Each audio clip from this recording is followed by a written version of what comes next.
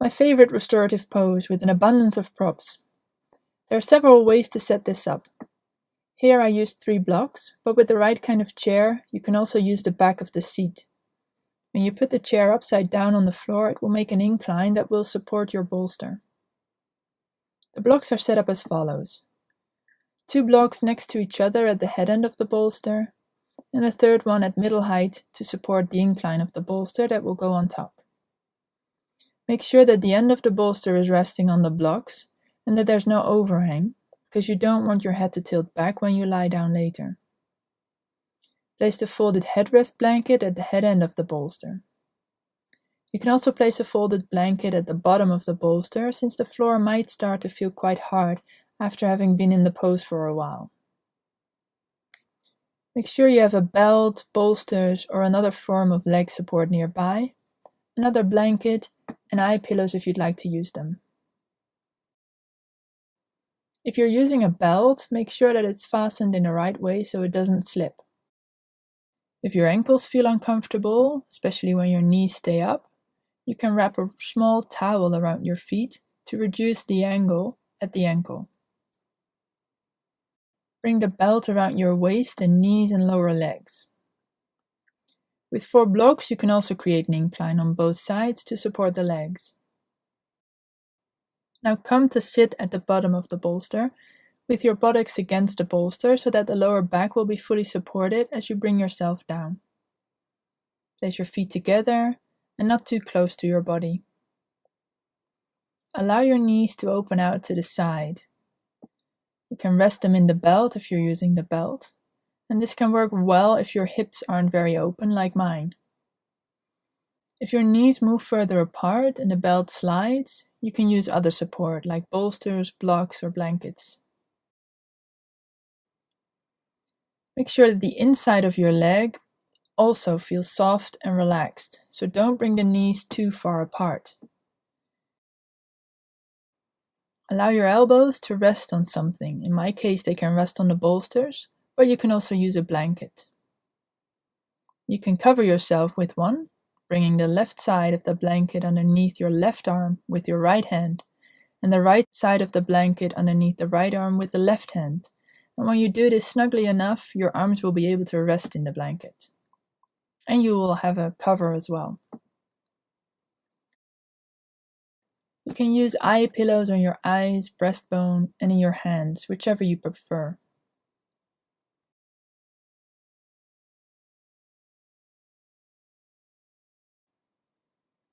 Notice whether you're completely comfortable or if there's something that you need to add or adjust. And make sure that you really are completely comfortable, that all the joints are supported.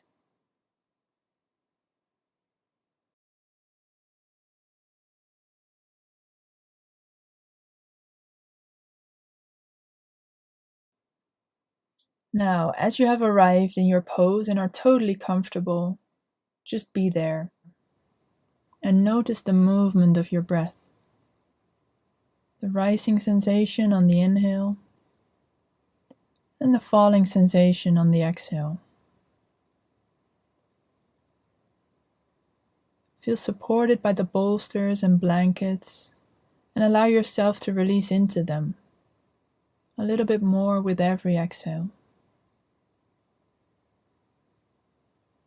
Observe if there is anything else within your body that you can notice. Your heartbeat, movement in your belly.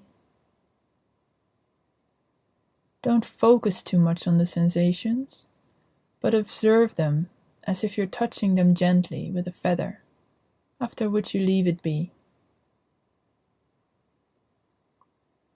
Whenever you notice that your mind has wandered off into a story of the past or the future, gently bring it back to the movement of the breath.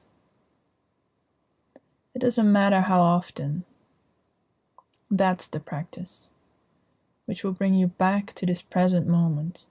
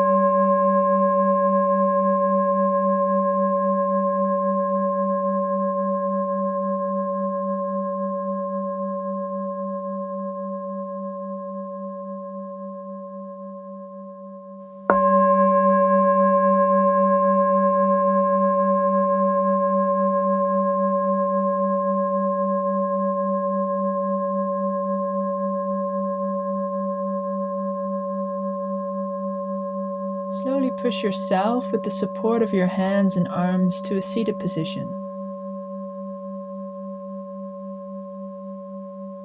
Bring the knees together with your hands and just sit for a few breaths, noticing the change.